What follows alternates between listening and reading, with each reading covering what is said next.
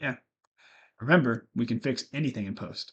I think that's Yes, what we can. I think that's what they say in the biz. But Scott Laughlin, how we doing today, man? I'm doing really good. I'm excited for this, Coleman. Yeah, me too. And I know it's kind of lame that we're filming in separate rooms and we live like a block away, but I think that from a Right. putting this together and making it so it's feasible. Otherwise, I think people would just be like looking into my playroom and just seeing like crayons on the walls. It just wouldn't be Mhm. something that would jive between you and I. We'd have to find a coffee shop open at 9 p.m. to film this in person. So, but yeah, I no, mean that exact thing. We have a lack of nocturnal coffee shops here. yeah, there you go. Open 24 and open 24/7. But yeah, today and really kind of going forward, we're going to be talking about business exit planning. That's going to be sort of the theme of this podcast and this channel and really our website, the exitlabpod.com. And the reason we decided to do this is because a couple of weeks ago, I went through a course through the Exit Planning Institute, and it was really one of the best bodies of work I've been through since I did like the CPWA material through Yale. And that to me was it was really remarkable. I didn't realize a lot of the different complexities, even though I've spent, the better part of 12, 13 plus years working with business owners, all the different avenues that go into it. And so calling you up was like, hey, what do you know about uh, figuring out tech stacks for businesses? And you were like, that's what I do.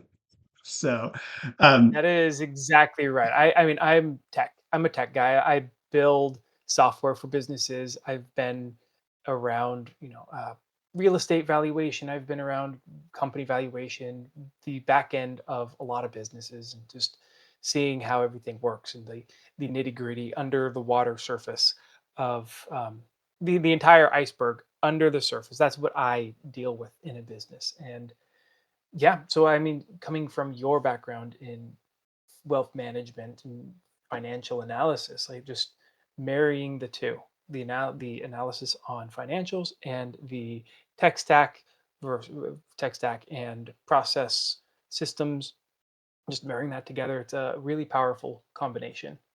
yeah, no, it definitely is. And I think it's funny because you're good at all this science stuff I can't do. Like, I'm pretty sure the only reason I have a bachelor's degree is because chemistry was equation based. Otherwise, I wouldn't have gotten my science credits. Um, that's like wholeheartedly a true story.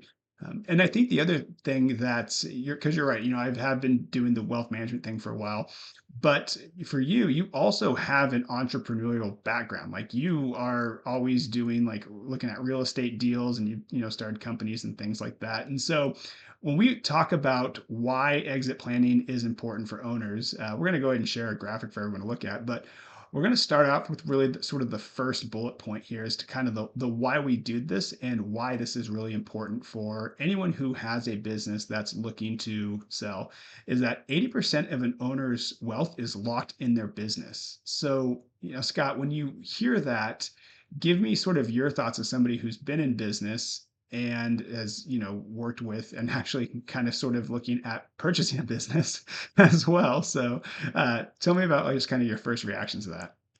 I mean, just from a financial standpoint, that's a terrible way to store your money. Like, I mean, take any investment distribution. If you're going to have 80% of your wealth in a single stock or in a single property or under a single mattress, like having 80% of your wealth somewhere is just a really bad idea. It's a recipe for disaster. They're spending their like the first my first thoughts is they're too busy building their business and running their business for them to really think about the implications of having such a uh, collected, or I guess what's the word, non-diversified portfolio. Yeah, no, I think that that's, that concentration risk is big. And from my experience, when you look at planning, right? A lot of times we're just really taking sort of this pie in the sky valuation, right? And that's got some pretty big ramifications, especially if you look at like the state of Oregon, where if you factor in house, cars, financial assets, anything over 1 million, you're getting hit with, an estate tax, right? So if you think your net worth is, $10 million and 80% of that is $8 million of a business, that's a big amount and it's illiquid. But again, it goes back to we don't really know. Or a lot of times people look at when was the last time you got a certified appraisal for your business. So that valuation piece is really key. And that's one of the things that we want to demystify because the goal for the exit lab and what we're trying to do is for anyone who's even thinking about kicking the tires on just understanding the value of their business, this is just where you start. You don't necessarily have to start with like, oh, I got to get a commercial banker involved to fund my ESOP, or I've got to talk to the M&A guy or the private equity guys over in Los Angeles or New York. It's really about where do I stand and getting kind of an understanding of where you're at and where your business is at. And then how does that tie in also personally and financially is big. So yeah, no, I think you're right. And I think if you were to probably take a look at some of, I know you've been doing real estate, those are probably some of your biggest transactions and biggest, moves were your real estate. So It's not even where do business owners, like you're talking about the giant steps business owners should be taking when they are thinking about exiting. But in most cases, business owners don't even know that it's an option to sell their business. A lot of mom and pop shops in every city across America, they're just going to close their doors. They're going to close their doors, shut it. 30 years of work, just let it go because they don't know that there is an option, that there is this route that they can go to talk to bankers, to talk with, to get a certified valuation from a professional valuer, from a professional appraiser. It's not on their radar because they've been building this business their entire life. They have not been introduced to the possibility of selling it and what the options of selling it are. Um, anyway, I yeah. just thought that was needed to be said because a lot of people are just going to close their business if they don't have a kid that wants to take it over. Like if they're a middleman between a manufacturer and a distributor, and they are the pencil pusher in between. It's a valuable business, but it's not sexy. It's not something that people. It's not something that their kids are going to want to take over. So they're just going to shutter the doors, and a couple $1 million of value is just going to be wasted. Vanished. No, it's interesting. Really want to jump back on something that you said because you talked about some people don't even know they have like their business is valuable. And I was talking to a contractor and he kind of a sole person, maybe has a couple of people who helps out, but he had just made that comment like, I don't even know that this would be even something I could sell, right? And so again, it's kind of funny as we talk about this, just that need of like having just sort of like a ground zero for business valuation and just seeing where people stand is kind of a big need. So no. And that kind of brings me to the second point, and I don't want to dive deep into the why here, but I'll just give you sort of the next alarming statistic, which is 50% of business transitions in the US are involuntary. So that means that that wasn't something that someone actively decided to do. So I mean, when I think about that, you hear of people, and I've seen this quite a bit because in my actual profession in financial advising, wealth management, we see that a lot of advisors sometimes will sell their practice due to maybe health issues or some different things that maybe come up in life. Um, Yeah, so like half of these transactions that are being pressured to be sold. So like I know we're not going to go deep into it, but you know, just for context, it's like if you're getting divorced and you need to sell the business, or there's burnout with the partners, or death with the partners, or a financial distress. You took on too much debt and you need to get rid of assets. These sort of things, they really are a negative leverage on your end. And the way I like to think about it is if I like graphs. I like think of graphs all the time. Anyway, if you have on the Pictures are good. x-axis your runway, Yeah, I mean, I could put this up on the screen. I'll make a graphic. But if you have your runway in time on the x-axis and the value of your business on the y-axis, um, the shorter the time span, the lower the value. Like the less time you have to sell your business, the less valuable your business actually is. If you have 5 to 10 years, your business can sell for a lot more. And so it's inverse. So your value, the value of your business is inversely proportional to the amount of runway you have in terms of time. And so health issues, divorce, and death, any forcing function that causes you to have to sell means you're going to have to take a lower value. And so starting the conversation now with your partners is, what do you want to do? You Mhm. don't have to commit on selling, but if you just have the conversation, what does the next 3 to 5 years look like? You want to retire, you want something to happen. Now you know that you can sell your business. You don't have to just shutter the doors. Like whether you're a real estate agent that you have a book of business, you can sell that. Or if you are a middleman with an electronics manufacturer, you can sell that business. Whatever you are doing to make money, people will buy that from you. Yeah. No, I think that's a good point. And I want to also kind of touch on something that you had talked about is just that time horizon. Archimedes once said that if you give me a lever long enough, I'll move the world. And I think when it comes to trying to exit a business or sort of try to increase your valuation, that time's your lever, right? And so, going through the certified exit planning advisor material, you got to have having a 3 to 5 year sort of runway. I think is sort of kind of that sweet spot, and it's also just about reevaluating because remember when you try to increase your valuation, there's a lot of different things you have to do, and you kind of have to prioritize it. So you also need sort of an action plan of like, okay, what are the big rocks that we need to do, and then what are the pebbles, and then what's the sand, and then you just sort of keep reevaluating that just in shorter sort of metrics, and sort of shorter checkpoints, if you will. So no, I think you're kind of spot on with the time horizon piece. So if you have so if you have 5 years to get your business ready to sell, and you're doing, like a every quarter, you're doing every quarter, every 90 days, these intervals, Yep. you have what is that? 20 intervals where Yep. you can make 20 major changes in your business. Um, the I was thinking about it earlier. Here it is. So the book Atomic Habits, there's a section in it. It's like you James Clear. are James, yeah, Atomic Habits by James Clear. If you use the affiliate link in the link, if you my use my affiliate link, it'll help great. Kidding, kidding. Pay us, James Clear. Yes. No. In it, it talks about the 1% rule. If you get better 1% every day over the course of a year, you're 37 times better. Not 37%, 37 times. That's geometric procession. Like, yes, obviously, you're going to get exponentially better, but real life doesn't work like that.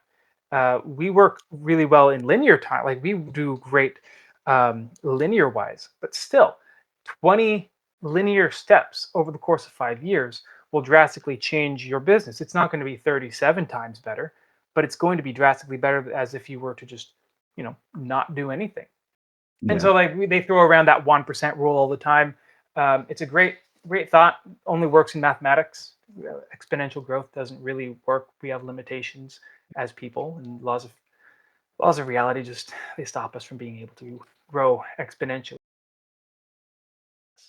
It's funny. I'm going to bring this up, and you talk about these little shorter bits, and I think about you remember. I think it must have been 2 years ago now when you and I did that 75-day hard together, right? Like it wasn't that it was like day one or week one that we were feeling like really good, and like and again when we started, I think we were running like 11-minute miles. It wasn't fast, right?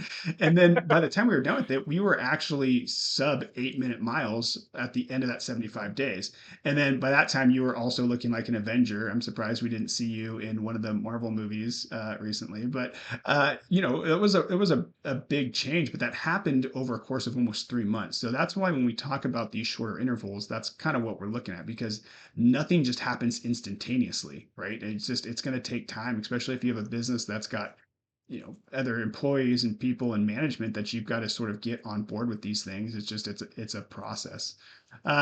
So what I want to do now is jump into kind of our final little point here, which is 75% of owners regret selling after 1 year. And it's interesting. I actually today was just talking to an advisor who was looking to she's actually retiring July 1st. And we were talking about just sort of her journey, and she had started this business in 1981 and it's 2026, right? So we're talking 45 years. Like, to put this into perspective, she started this business the same year Metallica became a band, right? The Chili Peppers started in 1982, and we didn't even have Return of the Jedi. That was like 1983. So she was literally been in this industry since before Luke Skywalker found out who his dad was, right? There's when I think about that, that's a huge kind of like runway for her. And I think it was a little bit of a quicker transition. And it's just, being at the age that she was, uh, we really were, when I was talking to her, I said, the biggest thing is that, and I kind of wrote this down because this was something that is kind of jumped out to me, is that 70 to 80% of businesses that are on the market don't sell. And it's not because they're not profitable businesses. It's not because they're valuable or attractive. It's because the owner's not ready for what comes next. And so one of the processes I go through when I sit down with, people who are looking to exit, or anyone really doing planning for that matter, is I ask, what about money is important to you? Because when I think about, goals are something that change, right? Like, I want to go to, Turks and Caicos, right? And then you check that off and then you move on. When you ask about what's important to you, that's really understanding someone's values, and those are foundational. Those aren't going to change. And I didn't make that up. That's Bill Bacharach. He's done some really good work on that. But what I love about that is that you usually start with something vague. And by the time we drilled down, it was, I have a big heart. I want to help people. I want to help kids who are in really bad situations or disadvantaged, right? I want to help women in abusive relationships. Like, there's all these like really important things, but not one of those was, Coleman, I want to make sure I increase my revenue to max out my buyout. Right. Coleman, I want to make sure my T12 is way higher and that my revenue's X. None of that was part of the things that were important, but we really kind of laid out, what are these things that you want to do? Who are the people that are important in your life? And we had to create a vision for her to really start to see, okay, when I take a step back, what's that look like? And also, sorry, I'm, kind of, ranting here, but because she'd been sort of everything to her clients, having a business where you are the person that does everything and you can't take a vacation, that's not a value add, right? If you're looking at this through the eyes of a cold investor who's trying to buy your business, if you can't step away, let's put it this way, if you can't disappear for 3 weeks and take a vacation and the whole house isn't on fire, then that's sort of a problem, right? And I think that's something that you have to think about as a business owner. So that was just one of the things that was important, is that you know we never want people to make decisions and have regrets, right? Not even one letter. I think that's a line from, I think it's Meet the Millers or something like that. It's pretty funny. The guys misspelled the word regrets.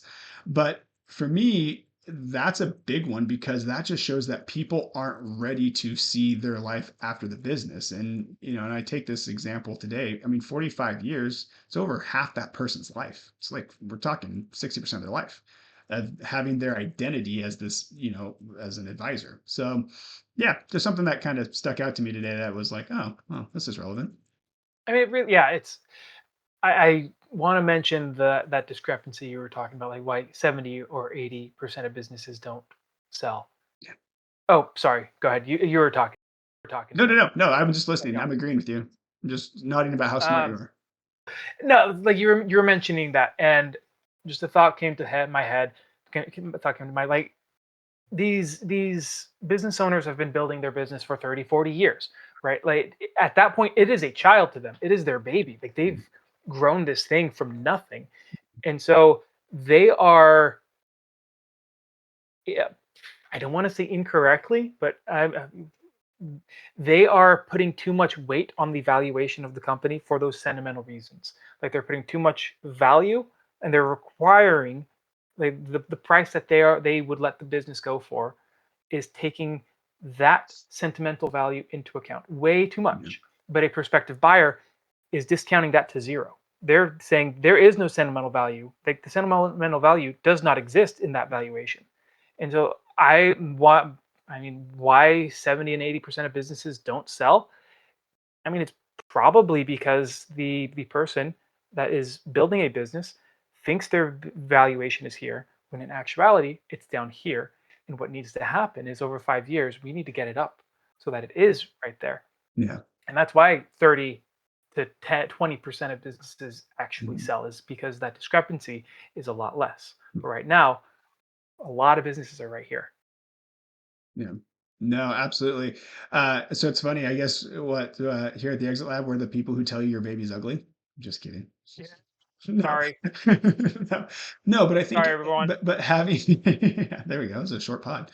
But when I think about that, I mean that's important because you have to look at this somewhat objectively, right? And it's not to say that you devoid yourself of every emotion and you're Spock from Star Trek, right? Like you've got to, look at this and say, okay, if I'm realistic with myself, here's where I'm at, here's the things that I'm not good at. And that's kind of where we start. Again, it's about getting this sort of baseline of what your business is valued at, as well as what are the things that we can do to increase that value over the next, 2, 3, 5 years, whatever your runway is, and kind of build that action plan to getting you to those higher valuations. Because to your point, almost every business is sellable. Someone's looking to buy something, right? No, but that was it. And so, um, and that's, it leaves kind of the last question here, which is how can owners extract the wealth in their business and have a successful third act post transition? So when they say third act, right, there's building the business, there's growing the business, and there's sort of exiting the business. And so really it's just about getting clear and real with yourself. I think that's what it boils down to, right? And kind of figuring out your why. Like why are we looking at selling now? What's the thing that's maybe driving this? Is this something I want to do or something I'm being forced to do? Right? Is, my wife or my spouse telling me that I'm spending way too much time at work? Right? So yeah, so those are the types of things that we want business owners to think about when it comes to business valuation and sort of taking that next step. So It's new to them. This is something that they haven't had to think about their entire career. They haven't yeah, ever, like, the reason why it's so hard is because they've never done it before. Like, it's like buying a house. If you think, how many houses are you going to buy in your lifetime? Maybe 3 or 4 houses. Like, that's something that you should pay someone a lot of money to guide you through that process to make sure you are doing the best. Basically, the things we do the least in our life is normally the most important. It's oh yeah, like starting a job, getting married, buying a house, selling a business. Those are things that are have the most impact on our life, but it's something that we do the least. And so we don't have experience. You don't have yeah. experience picking a mate because you pick 1 or 2 mates in your life. You pick 3 or 4 jobs in your life. You buy 3 or 4 houses in your life. You don't have the experience that somebody who's doing this day in and day out has to analyze and Mhm. build businesses to be sold. Yeah, and I think you're right. And because every business is different. Like you're talking, there are, hundreds of different, sub classifications of businesses, right? And each one of and if you're a business owner, you're thinking about how you're making payroll, you're thinking about like did the bids get done, right? You're thinking about all the other things that go into running it, and then you're trying to figure out, well, how do I step away from this? It's a lot. And so yeah, that's really it. So good conversation. We're going to try to keep these fairly short, but really the call to action is just anybody that is looking to start the conversation of selling their business, wants to get sort of a baseline value, and maybe start to develop a plan as to what that looks like to drive that value up. Once we get that, that's kind of where we come in. So we're going to keep talking about this stuff. There's a lot of really good information that we're going to go over, and hopefully you've all find this stuff very interesting, and hope this was at least entertaining, if anything, right? That's the goal. Try not to make this stuff super boring. That's never the goal when it comes to doing these types of informational podcasts. So, Scott, did I leave anything out? No, this was great. Yeah, no, Fantastic. we'll do it Great, again. great Well, first episode. One for the books. yeah. So, and hopefully this is like the first of many. But yeah, I think we're gonna be good. So, all right, man. Well, hey, appreciate you chatting, and we'll talk to you soon.